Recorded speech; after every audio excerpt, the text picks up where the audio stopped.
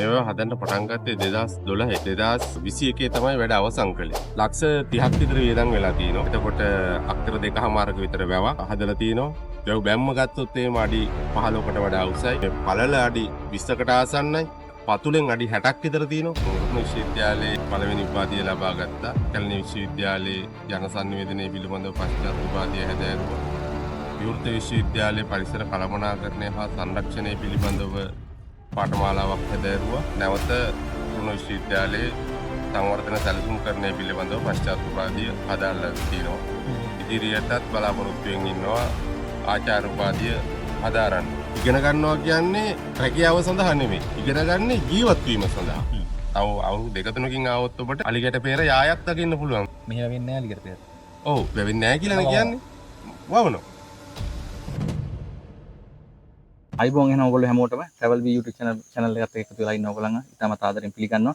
ඉතින් ඔයගොල්ලෝ මම කලින් වීඩියෝ එක බැලුවා නම් ඔයගොල්ලෝ දකින්න ඇති ව්‍යවසායකයෙක් පිළිබඳව අපි වීඩියෝ එකක් කරලා තිබ්බා. කරගානක ඉඩමක් වගා කරපු තරුණ ව්‍යවසායකයෙක් ගැන. ඉතින් ඒ වීඩියෝ එකේ තවත් දිගුවක් විදිහට තමයි මේක යන්නේ. ඉතින් අපි ඒ ව්‍යවසායකයාත් එක්ක පොඩ්ඩක් කතා කරන්න එකතු වුණා. කාර්යබහුල ජීවිතයක් ගත කරන මේ ප්‍රසාද් අයියව අපි මෙතනට පොඩි වෙලාවකට කතා කරගත්තේ. ආයිබෝන් ප්‍රසාද් අයියේ. ආයිබෝන්. ඉතින් ඔන්න අපිත් එක්ක එකතු වෙලා ඉන්නේ ප්‍රසාද් අයියා. සම්පූර්ණ නම කියමුකෝ. ප්‍රසාද් හරේන්ද්‍ර කුමාර. ප්‍රසාද් හරේන්ද්‍ර කුමාර. හරි. එතකොට අයියේ අපි කෙලින්ම කතාවට යන් වැඩි කතා බහ නැතුව අපි දැක්ක ලොකු ඉඩමක් වගා කරලා තියෙනවා. ඒ දේවල් කරලා තියෙනවා. ඉතින් මේ කොහොමද ඔයා ඉස්ලාම් පටන් ගත්තේ? කියන්නේ කලින් ඉඳන් දෙමාපියන්ගෙන් ඉඳන් එන එකක්ද? එහෙම නැත්නම් ඔයා හිතලා වෙනම කරපු එකක්ද? කොහොමද මේක ඉස්ලාම් පටන් ගත්තේ? ඔව්, මේක ඇත්තටම දැන් අවුරුදු මං හිතන්නේ දශක 4කට විතර කලින් අපේ තාත්තා තමයි වගා කරන්න ආරම්භ කරලා තියෙන්නේ. තාත්තා ස්ථිර භෝගයක් විදිහට පොල් වගා කිරීම ආරම්භ කළා මේ ඉඩමේ යම් ප්‍රමාණයක. ඊට පස්සේ මාස 3-4 පවතින භෝග තමයි තාත්තා ඉදිරියට කරගෙන ගියේ. ඒක මම පොඩි කාලේ ඉඳලම දැක්කා. ඊට පස්සේ මේක තව ඉඩමේ විශාලත්වයේ මත ඒක ඵලදායී විදිහට යොදා ගන්න සැලසුම් කරලා පසු කාලීනව මම විවිධ භෝග විවිධ ස්ථානවල සැලසුම් සහගතව වගා කිරීම ආරම්භ කළා. ඊට පස්සේ පොල් වගාව ඒ ප්‍රමාණයට වඩා ඉඩම තුල වගා කරන්න පුළුවන් උපරිම පොල් වගා කළා. කුඹුරු වෙල්යායක් බවට පත් කළා. ඒ වගේ විවිධ අඹ, ටොප්මන් ජේසි අඹ, ඊට පස්සේ නාරං, දොඩම්, ගේම, දෙහි මේ ආදී විදිහට සහ ගම්මිරිස් වගාව ආරම්භ කරලා තිනවා. ඒ සමහර ඒවා පළදරන මට්ටමේ තියෙන්නේ. සහ ඉදිරියට අලිගැට පෙරවැනි වගාවන් මේ ප්‍රදේශවලට ආගන්තුක වියලි කලාපය හදන්න බෑ කියලා බොහෝ දෙනෙක් කියන වගාවල් වලටත් ඉස්සරහට යන්න බලාපොරොත්තු වෙනවා. ඒවක් කරන්න පුළුවන් කියලා දැනටත් ඒ සමහර වගාවල් මම ආරම්භ කරලා තියෙනවා. ඔව්, එතකොට දැන් කතාවෙන් අපිට තේරිච්ච දෙයක් තමයි තාත්තා සාම්ප්‍රදායික විදිහට ඉඩමේ වගා කරගෙන කටයුතු කරගෙන ආවා. එක භෝගයක් දෙකක් කරගෙන ආවා. ඒක දැන් විශාල භෝග ප්‍රමාණයක් මේ ඉඩම පුරාවට අක්කර ගාන පුරාවටම වගා කරලා තියෙනවා අපි දැක්කා. අක්කර කොච්චර ලොකුද මේ ඉඩමේ? අක්කර 27ක්. අක්කර 27ක් තියෙනවා. ඒතර ඒකේ 27ෙම මොන හරි වගා කරලා තියෙන්නේ? ඔව්, 27ම දැන් මොකක් හරි වගාවකට යොදවලා තියෙන්නේ. ඉස්සලා අක්කර 5-6ක් කට සීමා වෙලා තිබිච්ච වගාව දැන් 27 පුරාම ව්‍යාප්ත කරලා තියෙනවා. එතකොට කොච්චර දුරකට ඉගෙනගෙන තියෙනවද? අධ්‍යාපනය කියපුවාම මට හිතෙනවා දුරක් තීරණය කරන්න බැහැ කියලා. හැබැයි මම අපි ගන්නේ විභාග ලංකාවේ ගන්න එහෙම ඉගෙන ගත්තා කිව්වහම කොච්චර විභාග පාස් කරලා තියෙනවද? 8 පාස්ද, O levelද, A levelද? ඕකනේ ගන්න. එහෙම ගත්තොත් කොච්චර දුරට ඉගෙනගෙන මම රුහුණු විශ්වවිද්‍යාලයේ මේ පළවෙනි උපාධිය ලබා ගත්තා. ඊට පස්සේ කැලණි විශ්වවිද්‍යාලයේ ජන සංනිවේදනයේ පිළිබඳව පශ්චාත් උපාධිය හැදෑරුවා. විවෘත විශ්වවිද්‍යාලයේ පරිසර කළමනාකරණය හා සංරක්ෂණය පිළිබඳව පාඨමාලාවක් හැදෑරුවා. මෑත කාලීනව නැවත රුහුණු විශ්වවිද්‍යාලයේ සංවර්ධන සැලසුම්කරණය පිළිබඳව පශ්චාත් උපාධිය හදාලා තිනවා. ඉදිරියටත් බලාපොරොත්තු වෙමින් ඉන්නවා ආචාර්ය උපාධිය හදාරන්න. උපාධි 3ක්. ඔව්. 3ක් සම්පූර්ණයි. ඔව්. උපාධි 3ක් සම්පූර්ණයි. තව ආචාර්ය උපාධියක් කරන්න හිතන් ඉන්නවා. උපාධි 3කුත් තියාගෙන ආචාර්ය උපාධියකුත් කරන්න බලාපොරොත්තු ඉඳගෙන මොකටද මේ දාඩිය පෙරාගෙන කුඹුරු මේවා හිතවගෙන පැල කරගෙන මේ ගස්වැල් වහගෙන මොකටද මෙහෙම දුක් විඳින්නේ? ඔව්. ඔන්න ඔය අදහස හින්දාම තමයි අපේ රට මේ තත්ත්වයටපත් උනේ. ඕක බොහෝම සාම්ප්‍රදායික ග්‍රාමීය අදහසක් කියලායි මට හිතෙන්නේ. හේතුව අපි විශ්වාස කරනවා අපි විභාග පාස් වෙනවා. ඒ කියන්නේ අපේ සාම්ප්‍රදායිකව යන්න පුළුවන් විභාග ටිකක් තියෙනවනේ. ඒක මට විවේචනයක් නෙමෙයි ඒ සම්බන්ධයෙන් තියෙන්නේ. අපි ඒ අදහස අපි ඒ විභාග කරන්න ඕනි. හැම අධ්‍යාපන ශාස්ත්‍රය තුළ. එතකොට ඒ වයින් ගියාම උපාධිය දක්වා ගියාම එතකොට ඒකට ගැලපෙනවා කියලා අපි නිර්වචනය කරගෙන තිනවා යම් යම් රැකියා ටික. ඔව්. එතකොට උපාධිධාරියෙක් නම් රජයේ රැකියාවක් කරන්න ඕනි. පෞද්ගලික අංශේ හරි ටිකක් හොඳ ඉහළ රැකියාවක් කරන්න ඕනි. එතකොට ඒක තමයි. සහ එහෙම කරන අයට තමයි පිළිගැනීමකුත් සමාජය විසින් නිර්මාණය කරලා තියෙන්නේ. ආරෝපණය කරලා තියෙන්නේ. එතකොට මට ඒක සත පහකට වැඩක් නැහැ.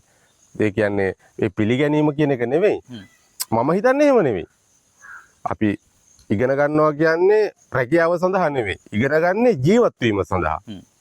එතකොට අපි ඒ ඉගෙනගත්ත දේ මේකට ඇප්ලයි කරලා ඒකනේ වෙන්න ඕනි. එතකොට අපි ඉගෙන ගන්නවා කියන්නේ මේ උපාධියක් පාස් කරලා මොකක් හරි එක වෘත්තියක් කරන්නම උගන්වනව නෙවෙයිනේ.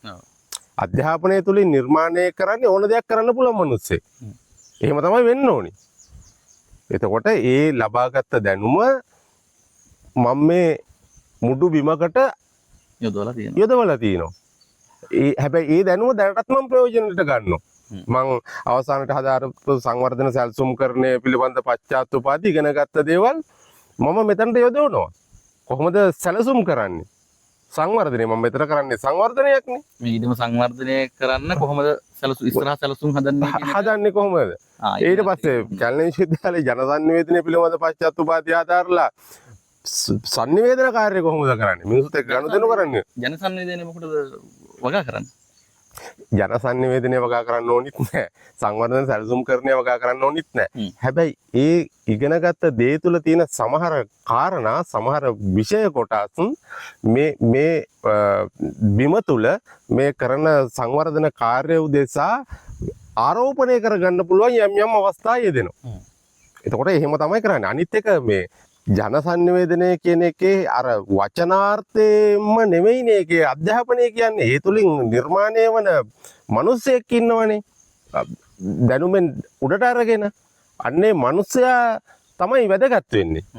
සංනිවේදන කාර්ය කරන්නේ කොහොමද කියන එකම නෙවෙයි. ඒ තුලින් ලබා ගන්නා දැනුම තමයි අපිට ප්‍රයෝජනවත් වෙන්නේ අපේ කාර්ය සිදු කිරීම උදෙසා. දැන් ඔයගලන්ට උපාධි 3ක් තියෙන මිනිස්සෙක් ගොවිතැන් කරනවා කිව්වම ඕගලන්ට හැමෝටම ඔළුවට එන ප්‍රශ්න කීපයක් තමයි මම ඒ හැව්වේ. ඒකට හොඳ උත්තරයක් ඔයගලන්ට ලැබුණා කියලා මම හිතනවා. එතකොට අපිට පේනවා දැන් තාත්තා ගොවිතැන් කරපු විදිහයි දැන් උපාධි 3ක් තියන් ඉන්න පුතා ගොවිතැන් කරන විදිහයි අතර ලොකු වෙනසක් තියෙනවා. සංවර්ධනයක් තියෙනවා. එදිනෙදා දේවල් වලට විතරක් නෙමෙයි. මේ ටික මොනාරි හැදුවා, පොල් ටිකක් හැදුවා, කැඩුවා, විකුණුවා, සල්ලි ගත්තා, ආයි පොහොර දැම්මා. එහෙම නෙමෙයි. එතනින් එහා ගිය දෙයක් තියෙනවා.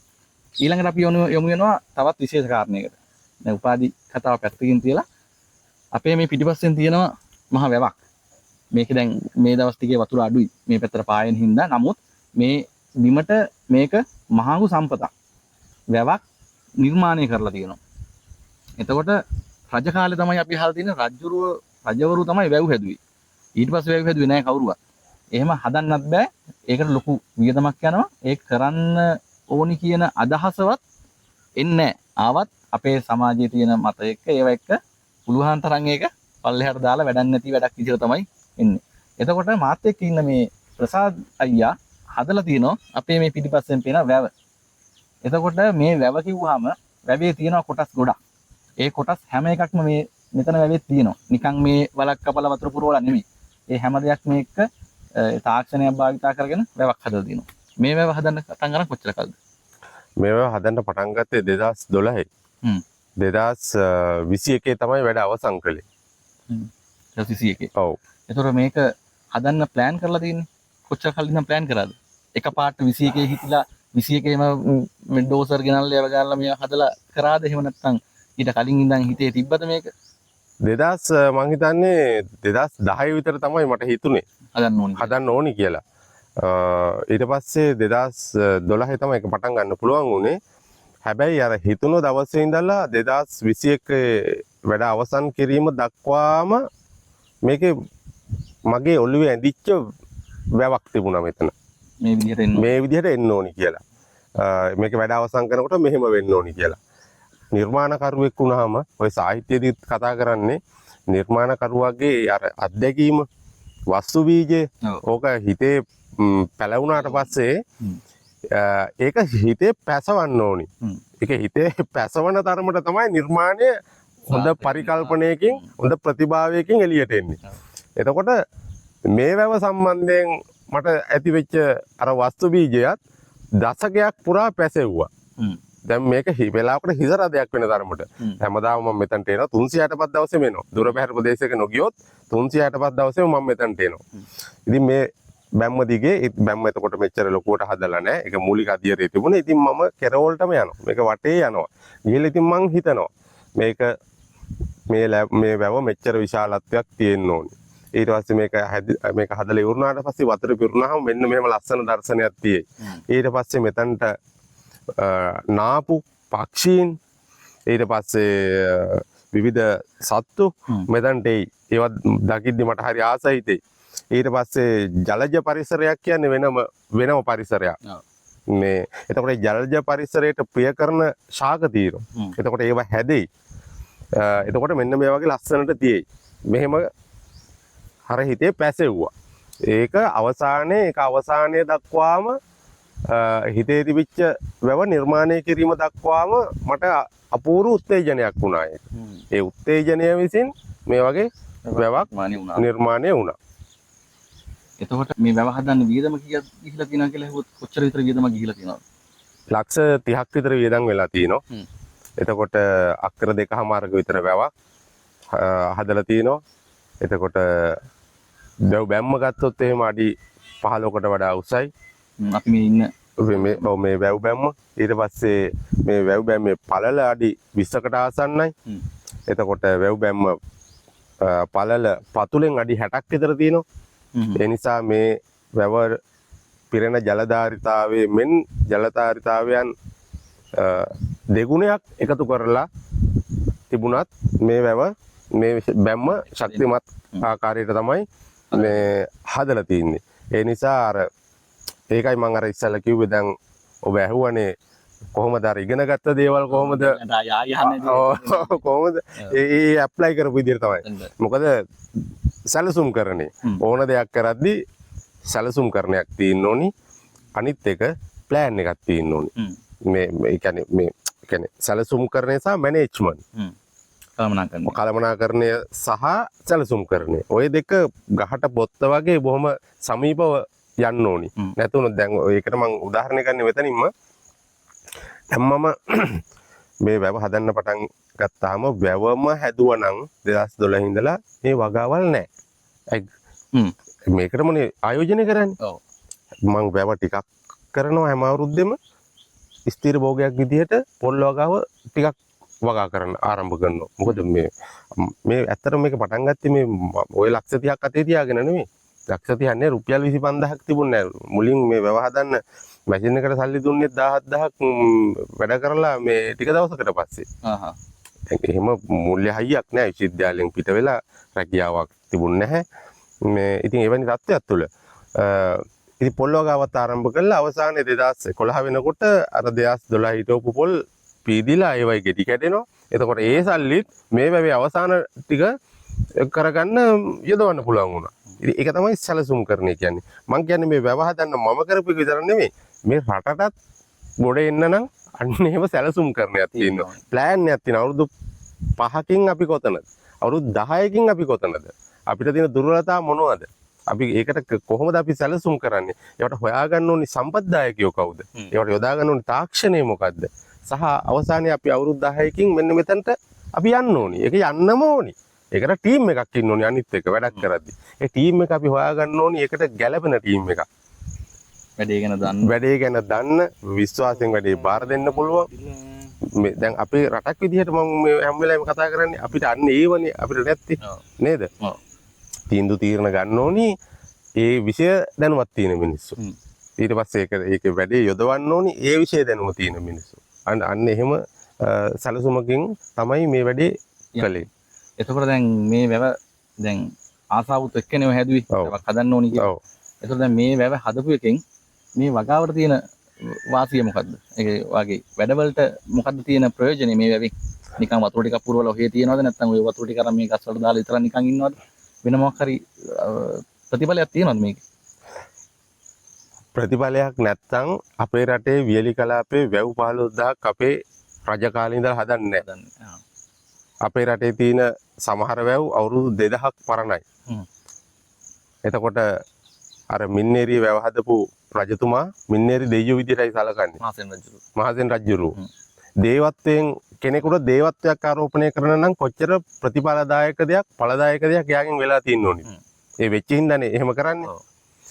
ඒ නිසා ඉතිහාසය විසින්ම අපිට උගන්වලා තිනවා, පෙන්නලා දීලා තිනවා වැවක් කියන්නේ ඊටාම ඵලදායක ඒක කාලයක් නෑ. පොල් ගහක් හිටවුවොත් ඒකේ කාලයක් තියෙනවා. ඒ කාලෙන් පස්සේ ඒක ඉවරයිනේ. දීර්ඝ කාලින ස්ථිර භෝගයක්. වෙන වගාවක් කළත් එහෙමයි. එතකොට අර මහදෙන් රජුරු හදපු මින්නේරිය වැව තවමත් අවුරුදු 2000 ගිහිල්ලා තියෙනවනේ.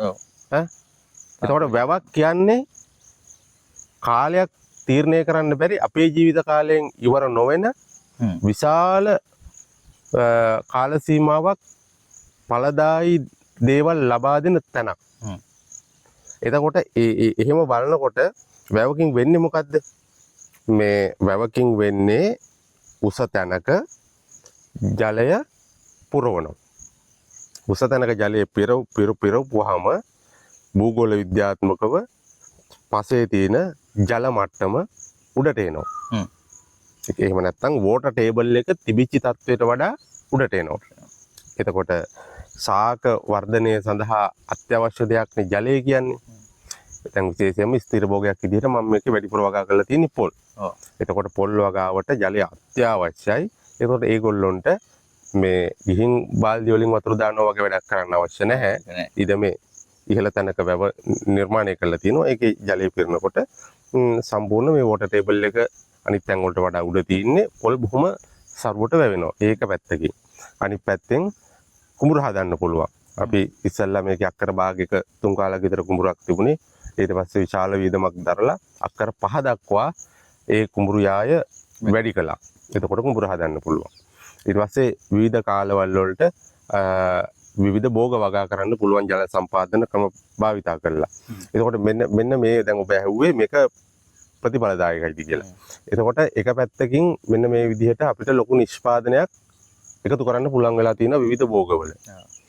අනිත් පැත්තෙන් ඒ හරහා ඒ නිෂ්පාදන ක්‍රියාවලියට දායක වෙන්න වැඩි පිරිසක් එකතු කරගන්න පුළුවන් වෙලා තියෙනවා. ඒ කියන්නේ සැලකිය යුතු පිරිසකට රැකියාව අවස්ථා ලබා දෙන්න පුළුවන් වෙලා තියෙනවා. අනිත් වැදගත්ම කාරණේ තමයි ඒ නිෂ්පාදනය මේ වෙළඳපොළ තුල අපේ රටට අපි දෙන්නේ.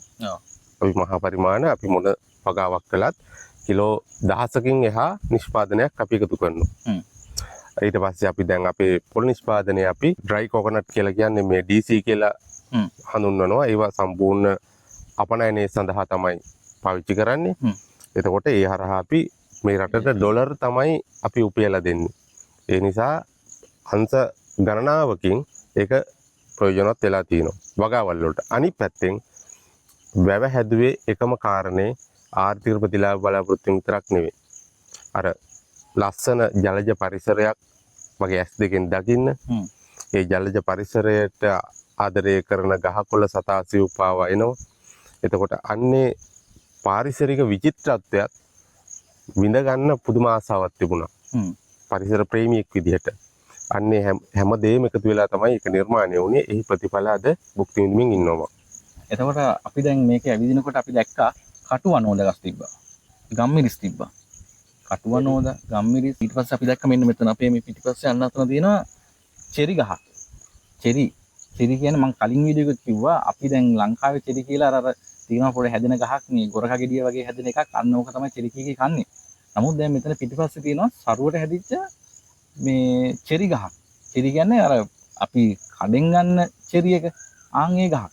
ඒවා මෙහි හැදෙන්නේ කොහොමද? ඒවා මෙහි හැදෙන්න විදිහක් නැහැ. ඇයි මෙහි හැදෙන්නේ? දැන් ඒක කෙටි ගහ දැක අනික් ගස් දෙකන අපි හිතමුකෝ වතුර අතින් ගිහලා දාලා හරි පොහොර දාලා හරි මොකක් හරි කියලා අර ගහ කොහොමද මේ හැදෙන්නේ? ඒකේ වෙනස තිබ්බේ චෙරි ගෙඩිය සයිස් එක විතර පොඩ්ඩක් පොඩි. එච්චරයි වෙනස. රස, පාට, ඒ දේවල් හැමදේම චෙරිම තමයි. දැන් ඒ දේවල් හැදෙන්නේ කොහොමද මේ? එහෙම හදන්නේ කොහොමද? එහෙම එකක් තියෙනවා නම් අපි අනික්කට කියලා දෙන්නකෝ තනියෙන් මේ ඔක්කොම කරන්නේ නැතුව. එහෙම ඒ හැදෙන්නේ නැහැ කියලා දේවල් හදන්නේ මැජික් එකක් නෑ. එතකොට මේ ඕන ශාකයක් ඉල්ලා හිටින දේවල් තියෙනවනේ යා පළ දරන්න. එක්කෝ ජලය අවශ්‍යයි. එක්කෝ මේ යම් තරමකට වියලි නොවන පාරිසරික තත්ත්වයක් අවශ්‍යයි. එහෙම නැත්නම් පොහොර අවශ්‍යයි. එතකොට ඒ අපි රෝපණය කරන ශාකය ඉල්ලන්නේ මොනවද අපෙන්? එයා පළ දරන්න. ඒ ඉල්ලන දේ අපි දෙන්න ඕනි. එච්චරයි. වෙන දෙයක් නෑ. අනිත් එක ඔය බැහැ කියලා නැහැ අපේ රටේ.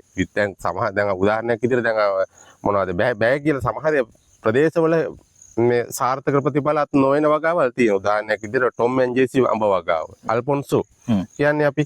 එතකොට ඕක ඇවිල්ලා තෙත් කලාපයට හදපු ශාකයක් නෙවෙයි. පළතුරක් නෙවෙයි. මේ වගා කරන්න. ඒක වියලි කලාපයට තමයි ඒක හදලා තියෙන්නේ. එතකොට අන්න ඒ වගේ දේවල් තියෙනවා. එහෙම නැත්තම් මේ වියලි කලාපේ හැම භෝගයක්ම වගා කරන්න පුළුවන්. ඒකට අවශ්‍යතාවය ජල අවශ්‍යතාවය නම් ජල අවශ්‍යතාවය, පොහොර අවශ්‍යතාවය නම් පොහොර අවශ්‍යතාවය, හිරු එළිය නම් හිරු එළිය. මොකද මල් පිපෙන හැම ශාකයකටම හිරු එළිය අවශ්‍යයි. මේ ඉතින් අන්න ඒ දේවල් ටික දෙන්න ඕන. අනිත් එක මේක සමහරට මේක විද්‍යාත්මක තත්ත්වය මම දන්නේ නැහැ මොකද්ද කියලා. අපි හැම ගහකටම අපි රෝපණය කරන එක අපි ආදරය කරන්න ඕනේ. අපි සෙනෙහස දක්වන්න ඕනේ. ආව රැක බලා ගන්න ඕනේ. ඉතින් ඒ දේවල් තුලින් අපිට සාර්ථක ප්‍රතිඵල ලැබෙනවා. ඒක මම අත්දැකලා තියෙනවා. ඉතින් එහෙම කරන්න පුළුවන්. දැන් ඔබ දැන් ඊයේ මෙතනට ඇවිල්ලා අද වෙනකොට චෙරි දැක්කහා. ඔබ තව අවුරුද්දකින් ආවොත් ඔබට රම්බුටන් දකින්න පුළුවන් වෙයි. වගකීමෙන් කියන්නේ. අනිවාර්යෙන් හිටවනවා. හිටවල තියෙන්නේ. හිටවල ඔව් පළ දරනවා. අනිවාර්යෙන් පළ දරනවා. තව අවුරුදු දෙක තුනකින් ආවොත් ඔබට අලිගැට පෙර යායක් දකින්න පුළුවන් වෙයි. මෙහෙම වෙන්නේ නැහැ අලිගැට පෙර. ඔව් වෙන්නේ නැහැ කියලානේ කියන්නේ. වවනවා. දැන් ගම්මිරිස් හිටවනකොට බොහෝ දෙනෙක් කිව්ව ගම්මිරිස් හිටවන්න එපා. ඔය කට්ට පෑවුමේ වතුර පොදක් නැති ඔය මේ පැති වලට ගම්මිරිස් හදන්න බෑ. මෙහෙමයි කියලා. නමුත් මං වැඩේ කරලා බෙන්නවා. දැන් ඉස්සල්ලා ආහාරයට පරිභෝජනයටත් අපි ගත්තේ කඩෙන්. දැන් අපි අපේ පරිභෝජනයටත් තරම් අපි වැඩි ප්‍රමාණයේ වෙළඳපොළටත් නිකුත් කරනවා. ඉතින් එහෙම බෑ කියලා දේවල් නැහැ. මොකද අපේ රටේ දැන් මං ආයෙත් කියන්නේ අර රජවරුන් වැව් 15000ක් හැදුවේ බෑ කියලා නෙවෙයිනේ. පුළුවන් මානසිකත්වෙන්නේ. ඒ හින්දා අපේ රටේ ඕන වගාවක් කරන්න පුළුවන්. අනිත් එක ඒ බෑ කියලා රටවල් ලෝකේ තියෙනවා. ඒ සමහර දේවල් කරන්න බෑ කියලා. උදාහරණයක් විදිහට ඊශ්‍රායලය ගත්තොත් එහෙම ඊශ්‍රායලය වගා කරන්න බැරි රටක්. ඔව්. හරිද? ඔය ඒගොල්ලොන්ට 1944 මේ රටක් විදිහට නිර්මාණය කරද්දී වැලි කතරක් වහින්නේ ජලය නැහැ මේ බෑ. හැබැයි ඒ බෑ කියපු රටේ අද ලෝකේ ආදර්ශමත්ම කෘෂිකර්මාන්තය නිර්මාණය කළා යුරෝපයට පළතුරු ටික දෙන යුරෝපයට මොනවාද එළවලු ටික දෙන අපේ රටටත් ඊශ්‍රායලය තාක්ෂණය දෙන කෘෂිකර්මාන්තය සඳහා ඒගොල්ලෝ හැදුවා සිස්ටම් එකක් හැදුවා.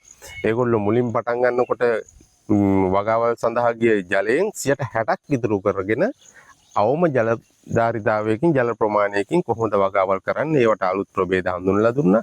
ඒ දුන්නා. ඉතින් ඒගොල්ලෝ මේ බෑ කියපු රටවල්. ඒගොල්ලන්ට මහන්සි වෙන්න උනා ඒකට. අපිට එහෙම මහන්සි වෙන්න දෙයක් නැහැ මේ අපේ රටේ පොළවේ හැමදේම හදන්න පුළුවන්. අපි අපේ අර බුදුහාමුදුරුවෝ දේශනා කරලා තියෙනනේ චේතනා හම්බික්කවේ කම්මං වදාමි. චේතනාව තමයි ක්‍රියාවට බලපාන්නේ. හරිද? ඉතින් අපේ චේතනාව අපි වෙනස් කරගන්න ඕනි පුළුවන් කියලා. පුළුවන් කියන මානසිකත්වය ඇති කරගන්න ඕනි. පොසිටිව් විදිහට හිතන්න ඕනි. මං කියන්නේ අර අපිට උගන්වන අර පොසිටිව් තින්කින් අර මේව අර ජපානයේ 5S ක්‍රම අරව මේව නෙමෙයි. ඔය ක්‍රම එකක්වත් ඕනේ නැහැ. මොකද අපේ රටේ ඉතිහාසයේ ඉඳලා මේ දක්වා කරලා තියෙන නිර්මාණ ටික දිහා බලපුවාම ඔය 5S ක්‍රමයේද අපි මේ අපේ හිටියෝ පැරන්න පාවිච්චි කළේ. එහෙම එකක් නෙමෙයි. කොහොමද පිළිවෙල අපේ ඇඟේ තිබ්බා. ඇඟේ තිබුණා.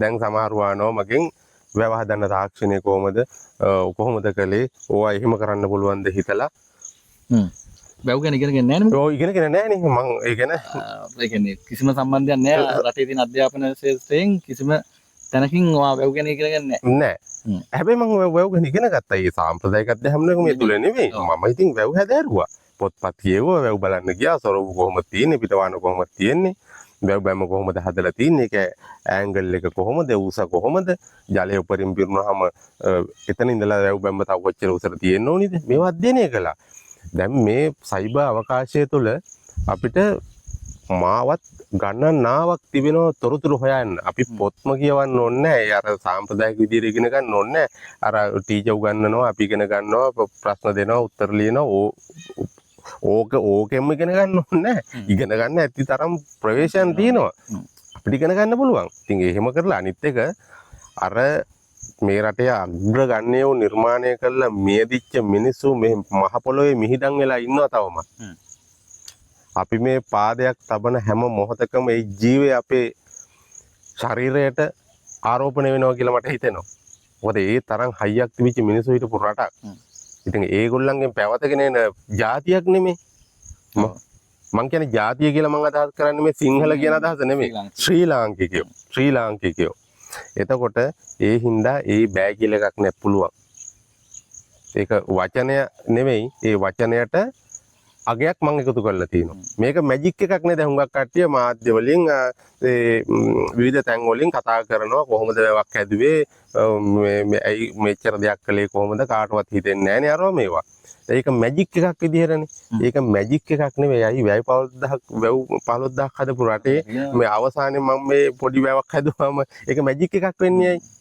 ඒකයි නෑ හිතන්නේ නෑනේ ඒක කරන්න පුළුවන් කියලා හිතන්නේ ඒකයි ඉතින් මට කියන්න තියෙන්නේ මේක මැජික් එකක් කරගන්න එපා මේක ලොජික් එකක් කරගන්න මේක ලොජික් එකක් කරගෙන අපි තව කරමු මේ රට ගොඩ දාන්න පුළුවන් රටක් මං කියන්නේ ඔක්කොටම මේ වැව් හදන්න කියලා නෙමෙයි Tamanට පුළුවන් දේ තියෙනවනේ තමන්ගේ වටපිටාව තුළ කරන්න පුළුවන් තියෙන දේ විභවතාවයක් තියෙන දේ අපි කරමු එතකොට මේ රට නිකම්ම හැදෙයි අපි උඟක් වෙලාවට උත්සාහ කරන්නේ මේ දේශපාලඥයෝ වෙනස් කරලා අපේ ඡන්දයෙන් පාලනයන් වෙනස් කරලා අපි කැමති අය පත් කරගෙන හෝ කැමති අය ගෙදර අකමැති අය ගෙදර යවලා හෝ අපි ඒගොල්ලෝ හැමදේම කරයි කියලා බලාගෙන ඉන්නවා.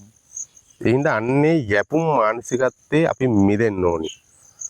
එහෙම වුණොත් මේ රට ගොඩ දාන්න පුළුවන්. ලෝකේ අර සිංගප්පූරුව දිහා බලාගෙන සිංගප්පූරුව අපි දිහා බලාගෙන හැදුනා කිය අපි හැමදාම ඉන්නවා. ඒගොල්ලෝ අද මෙතන අපි තාම මෙතන. ඇයි අපිට සංවර්ධන රටක් කිය හැමදාම ඉඳලා හරියන්නේ නැහැ. ඒවට සැලසුම් සහගතව හැමෝම වැඩ කරන්න ඕනි. මේක මහ වැඩබිමක් කරන්න ඕනි. මේ රට. එහෙම කරන්න පුළුවන්. එහෙම කළොත් මේ රට අවුරුදු 10ක් ඇතුළත ගොඩ යනවා. අපි මේ දැන් මං අනිත් උදාහරණය ගන්න ඔය බුකින පාසෝ කියලා අප්‍රිකානු රටක හද්ද දරිද්‍රතාවයෙන් අන්ත අසරණව මිනිස්සු හිටපු රටක් ඒ රට. අන්තිමට ඒබ්‍රහම් තවුරි කියලා නායකයෙක් ආව තරුණ නායකයෙක් අවුරුදු 3න් ඒ රට කොට දැම්මා. අර හමුදාවේ. ඔව්. හමුදා නායකයා. එයා සැලසුමක් හැදුවා. ඒ සැලසුම ජනතාවට ඉදිරිපත් කළා. සමහර දේවල් ගොඩනගන්න මූල්‍ය ප්‍රශ්න තිබුණා. ඒ මූල්‍ය ප්‍රශ්න දීදී ජනතාවට කිව්වා ඒකට පුළුවන් අය ආධාර කරන්න. අපේ සැලසුම මේකයි. මෙච්චර කාලයක් ඇතුළත අපි මේක දියුණු කරනවා. මිනිස්සු වැල නොකැඩී සල්ලි දෙන්න පටන් ගත්තා. සල්ලි දෙන මිනිස්සුන්ට ආපහු ප්‍රතිලාභ ලැබෙන විදිහට යාර මේ ක්‍රමවේදයක් හැදුවා. ඊට පස්සේ ඒගොල්ලන්ටත් ප්‍රතිලාභ ලැබුණා. එහෙම ඒගොල්ලන්ට තේරුණා මේක වැඩි කොට යනවා කියලා. සම්පූර්ණ රටේ ජනතාවගේ ප්‍රසාදය හම්බුණා. ඒගොල්ලන්ගේ සහයෝගය හම්බුණා. ඒ සහයෝගය ලබා ගන්න වැඩපිළිවෙලක් යා නිර්මාණය කළා. දැන් ඊ타මත්ම වේගයෙන් දියුණු වෙන රටක් බවට පත් වෙලා තියෙනවා. ඉතින් ඒ වගේ අපිට තියෙන සම්පත් වලින් ඒවා ඵලදායක විදිහට පාවිච්චි කරලා සැලසුම් සහගතව වැඩ කළොත් අපිට මේක කොට දාන්න බැරි වෙන්නේ නැහැ පුළුවන්. ඔව්. ඔව්.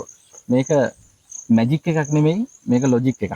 ඒ ලොජික් එක ඕගොල්ලෝ පාවිච්චි ගන්න පොඩ්ඩක් කල්පනා කරලා බලන්න මොනවද Tamanට කරන්න පුළුවන් දේ කියලා අපි හිතන තැනින් එහාට ගිහිල්ලා වෙනස් දෙයක් අනිවාර්යයෙන්ම ඕගොල්ලන්ට කරන්න පුළුවන් කියන විශ්වාසය මටත් තියෙනවා. ඉතින් දැන් අපි මෙච්චරලා කිව්වා මෙහෙම කරන්න කියලා. හැබැයි ඔය කරනකොට තියෙන ප්‍රශ්න ටික අපි තාම කතා කරේ නැහැ. ඕගොල්ලොත් මොකක් හරි වැඩක් පටන් ගන්නකොට ඕගොල්ලන්ට තියෙති මම මෙහෙම කරනවා අරම කරනවා කියලා. ඕක තව කෙනෙක්ට කියපු තැන ඉඳන් මගේ මෙන්න මෙහෙම අයිඩියා එකක් තියෙනවා. පොඩ්ඩක් කල්පනා කරලා බලන්නකෝ. දැන් මම මට වැවක් හදන්න ඕන නම් මම කියනවා මට වැවක් හදන්න අදහසක් තියෙනවා කියලා කාටරි අපේ විශ්වාසවන්තම කෙනෙකුට කියපු ගමන් අනිත් පැත්තෙන් මොකක්ද දෙන්නේ? අනිවාර්යයෙන්ම ඕක පිස්සු වැඩක්. තේරුම නැති වැඩක්. සල්ලි විදන් වෙන වැඩක්. එහෙම වැව් හදන්නේ කොහොමද? එහෙම හදන්න සල්ලි දෙනවද ඔයාලට? ඒක තමයි එන්නේ. එතකොට මේ වැව හදන්න, මේ වගාව කරන්න, මේ හැමදේම කරන්න අනිත් එක උපාධිත් තියාගෙන මේ වගේ වැඩක් කරන්න. කියනකොට ඔයාට ආපු බාධක මොනවද? ප්‍රශ්න මොනවද? ඒ වයින් කොහොමද බේරිලා අද මේ තත්ත්වෙ වෙනකන් වැඩ ටික කරගත්තේ? ඔව් ඇත්තටම මේ දැන් ඔබ ඔය සඳහන් කරපු ඔය ප්‍රශ්න ටිකම ආවා ඇත්තටම. දැන් පළවෙනිම කාරණේ කියන්නම්කෝ දැන් අපි මේ කතා කරන තැනදිම මගේ මිත්‍රයෙක් මට දවසක් කියනවා එතුමා මේ වගාවල් සම්බන්ධයෙන් යම් කාරණාව ටිකක් කතා කරන්න තමයි මෙහාට ආවේ. මේ ඊටාම ඉහළ ආර්ථික හැකියාවක් තිබෙන කෙනෙක් එයා. එයා මේ ආපුවන් හැම කෙනෙක්ම මේ ඇවිදගෙන යනවා ඉස්සරහට. මේ මෙතනදී මට කිව්වා උඹට පිස්සුද බං කැලවල් වලට මෙච්චර සල්ලි වේදම් කරන්නේ හම්බ කරන්නේ කියලා. එතකොට ඒක ඇවිල්ලා එකක්. ඊට පස්සේ මගේ ළඟම ඥාතියෙක් දවසක් මට කියනවා මේ මේකද මේ හදපු වැව මේක මේ චූටි වැවක් නේ. හරිද?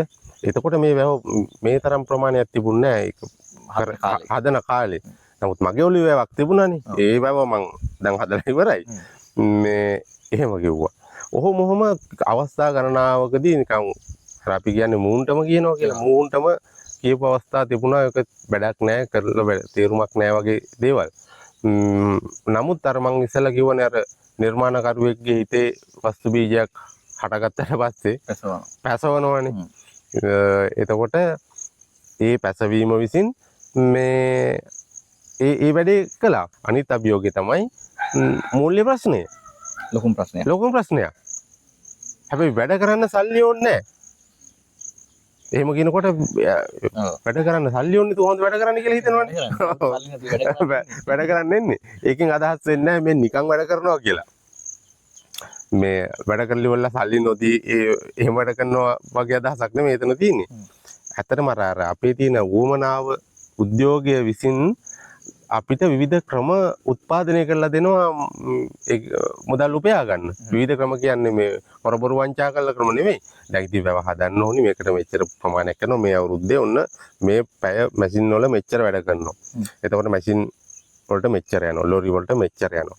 ඩීසල් වලට මෙච්චර යනවා. කොහොම කියලා අපි ප්ලෑන් කරලා ඊට කලින් ඉඳන් ඒකට මුදල් උපයා ගන්න ඉතින් මට තිබිච්ච එකම සම්පත වගාවනේ. ඉතින් පුළුවන් තරම් වෙහෙස මහන්සි වෙලා සමහරට මේ ඊටම නෙමෙයි තව මං අක්කර 5-10 බදු ගත්තා. වෙනත් අයගෙන්. බදු අරන් ඒවයි මඤ්ඤොක්කා වගාව වගේ මඤ්ඤොක්කා අවුරුද්දකට කිලෝ 50ක් විතර නිෂ්පාදනයක් මං ගත්ත කොළයි දවස්වල. පිට ඉඩම් වල. ඔව් පිට ඉඩම් වල. ඉතින් එහෙම කරලා සල්ලි හොයා ගන්නවා. ඉතින් එහෙම මහන්සි වෙලා තමයි මේ අභියෝග වලට මොන දුන්නේ. ඉතින් අභියෝග කියන්නේ වැඩක් කරන්න තියෙන සොඳුරු ආශිර්වාදයක් මිසක් වැඩක් නවත්තන්න තියෙන උත්තේජනයක් නෙවෙයි. ඒ අභියෝග සියලු දෙයකට මුහුණ දීලා ඒ දේවල් ජය අරගෙන තමයි අභියෝගයක් ආපු වෙලාවට එතනින් වැටුනොත් වැඩේ ඉවරයි. එතනින්ම ඉවරයි. එතන ජය අරගෙන තව අඩියක් දෙකක් ඉස්සරහට තියෙන එක තමයි ඔව් ලොකුම දේ. ඒක කරගන්නම බැරි වෙච්ච තැනකදී මොකද්ද කරේ? පසුබැස්සද පොඩ්ඩකට එහෙම නැත්නම් කරගන්නව තැනක් නැතුන් දැන් අපි හිතමු සල්ලි ඇත්තටම නැහැ. ඒ වගේ වෙලාවට මේක පස්සට දැම්මද? නෑ. අතෑරියද?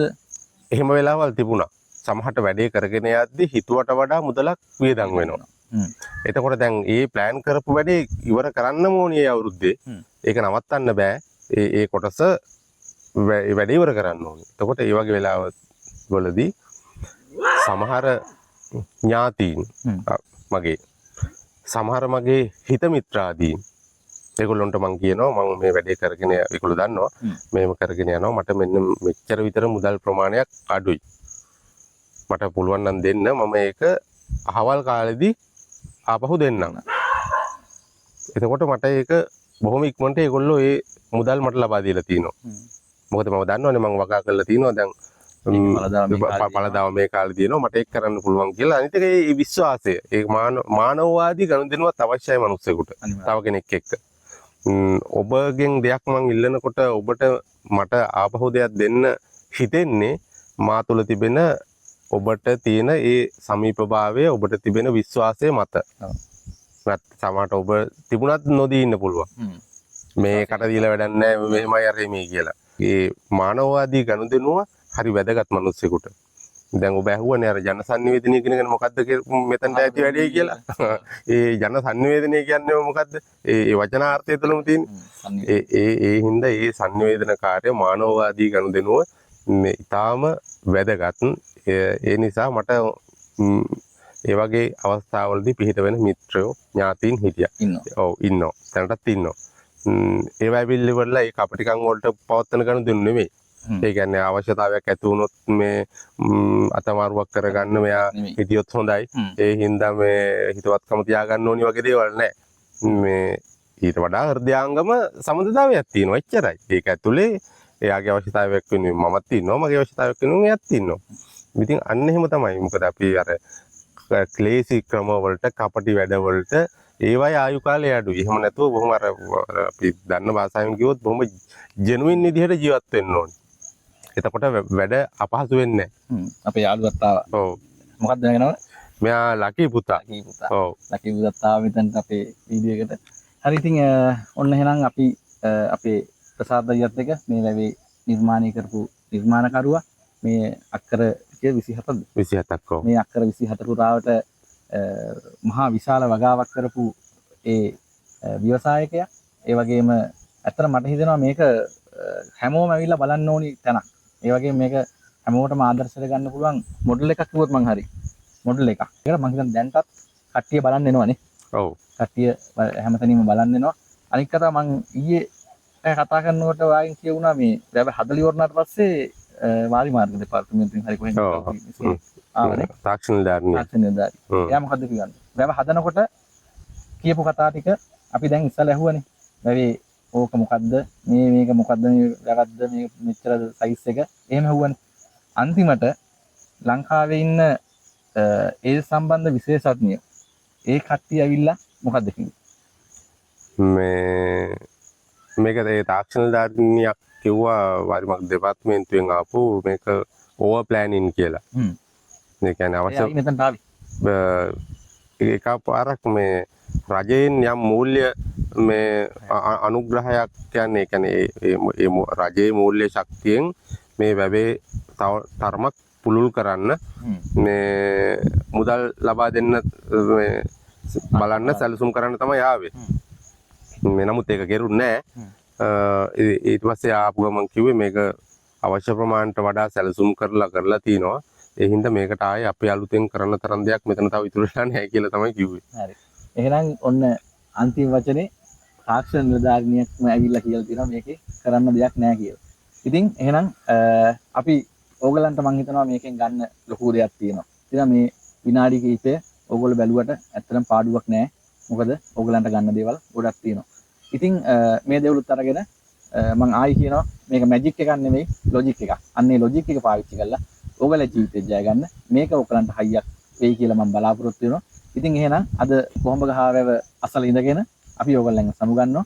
channel එක subscribe කරලා නැත්නම් subscribe කරන්න, like button එක click කරන්න, share කරන්න, අනිත් අයටත් දැනගන්න. ඕගොල්ලන්ගේ job එකක් නැතුව ඉන්න, උපාධියක් අරන් ගෙදරට වෙලා ඉන්න.